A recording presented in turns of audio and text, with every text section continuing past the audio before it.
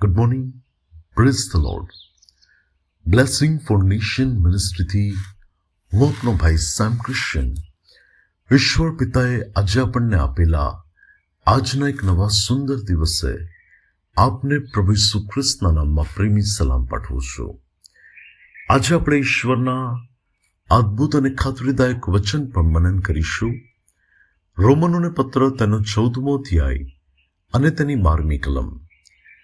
ત્યાં પ્રભુનું વચન કહે છે, એ માટે આપણ દરેકને પોતપોતાનો હિસાબ ઈશ્વરને આપવો પડશે. વલાઓ, હું ને તમે ઈશ્વરના હાથોની કૃતિ છીએ. હું ને તમે ઈશ્વરના હાથોનું સર્જન છીએ. અને ઈશ્વર પિતાએ તેમની મહાન યોજનામાં એક સારું, પવિત્ર અને તેમને મહિમા મળે તેવું જીવન જીવવાને માટે તેમણે આપણને આ પૃથ્વી પર મૂક્યા છે. ઈશ્વરે આપણને સ્વતંત્ર ઈચ્છા શક્તિ આપી છે.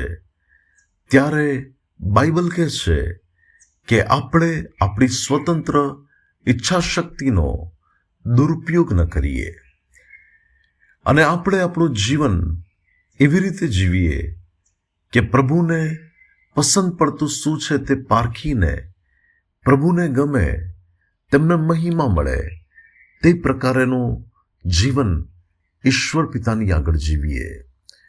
ત્યારે ખ્રિસ્તમાં મારા વાલા ભાઈઓ અને બહેનો, આજે આ પૃથ્વી પર ઘણા બધા એવા જીવનો છે કે જેઓ એવા કામો કરે છે, એમના જીવનોની અંદર એવી બાબતો છે કે જે બાબતોમાં તેઓ આ પૃથ્વી પર ઈશ્વરનો ભય રાખ્યા વગર એક ભૂંડા અને દુરાચારી કામો દ્વારા તેઓ પોતાના પાપનો ઘડો ભરે છે.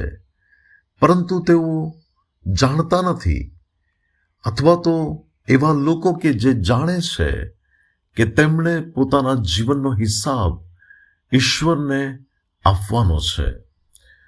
સભા શિક્ષક 12ની અંદર છેલ્લી કલમની અંદર લખ્યું છે કે ઈશ્વર ભલી, ભૂંડી અને ગુપ્ત વાત સુદ્ધા માણસનો ન્યાય કરશે.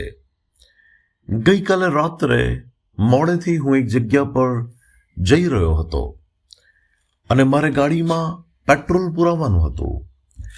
ત્યારે એ જગ્યા ઉપર ત્યાંના સ્ટાફે મને કહ્યું કે સાહેબ થોભો, અમારો બધો સ્ટાફ પોતપોતાનો હિસાબ આપવાને માટે ત્યાં અંદર કેબિનમાં ગયો છે.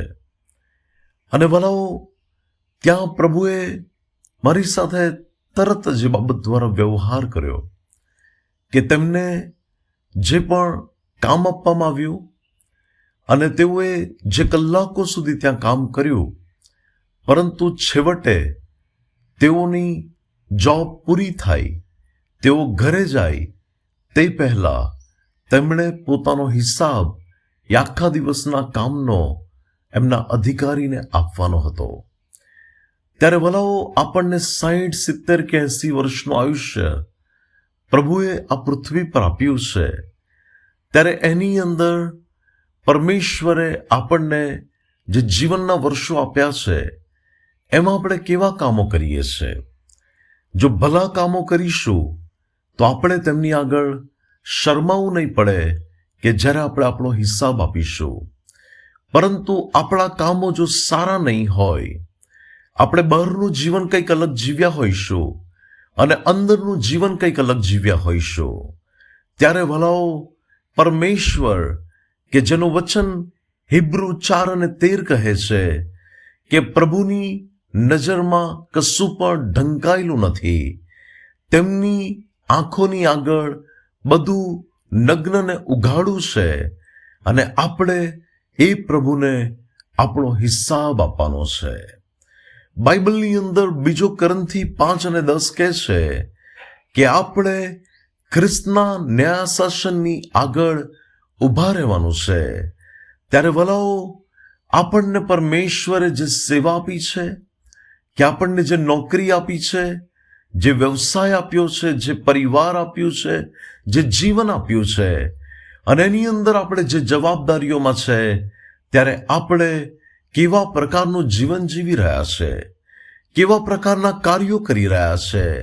મારે ને તમારે બીવવું જોઈએ અને ઈશ્વરનો ડર રાખીને જીવન જીવવું જોઈએ અને સારા અને ભલા કાર્યો દ્વારા પરમેશ્વરને માન, મહિમા અને ગૌરવ મળે એવું જીવન જીવવું જોઈએ કે જ્યારે આપણે પૃથ્વી પરનું જીવન આપણું પૂરું થાય અને ઈશ્વરના ઘરમાં જઈએ તે પહેલા જે ન્યાય શાસનની આગળ આપણે ઊભા રહેવાનું છે કે જ્યાં સ્વર્ગનો પરમેશ્વર ડિસાઈડ કરશે કે આ વ્યક્તિ સ્વર્ગમાં જવા માટે લાયક છે કે પછી નર્ક તેનો ભાગ છે. ત્યારે વલાઓ, હું ને તમે આ પૃથ્વી પરના જીવનમાં જે કામો કરીશું એ કામો પરમેશ્વર જોઈ રહ્યા છે, એના પુસ્તકમાં લખી રહ્યા છે અને બાઇબલમાં પ્રકટીકરણમાં લખ્યું છે કે દરેક માણસને તેની કરણીઓ પ્રમાણેનો ભરી આપવાનો બદલો મારી પાસે છે. શું બાઇબલ નથી કહેતું કે પુસ્તકો ઉઘાડવામાં આવશે અને માણસોને તેના કામો પ્રમાણે બદલો આપવામાં આવશે? ત્યારે ભલાઓ, હું ને તમે સારા ને ભલા કામો દ્વારા ઈશ્વર પિતાને મહિમા આપીએ. પ્રભુ આજના વચન દ્વારા આપણને આશીર્વાદિત કરે. આવો પ્રાર્થના કરીએ. સ્વર્ગમાં અમારા પ્રેમાળ પિતા, અમારું આ પૃથ્વી પરનું જીવન પ્રભુ તમને માન, મહિમા અને ગૌરવ આપે એ પ્રકારેનું હોય એવી તમારી પાસે કૃપા માંગીએ છે. ઈશ્વર પિતા, મારી પ્રાર્થના ને મારી વિનંતી છે કે તમામ દુષ્ટતા અને ભૂંડાઈથી દૂર રહીને એક પવિત્ર જીવન જીવવા માટે સહાય કરો. પ્રભુ ઈસુના નામે માંગીએ છે. Amen. May God bless you. Have a blessed day. Shalom.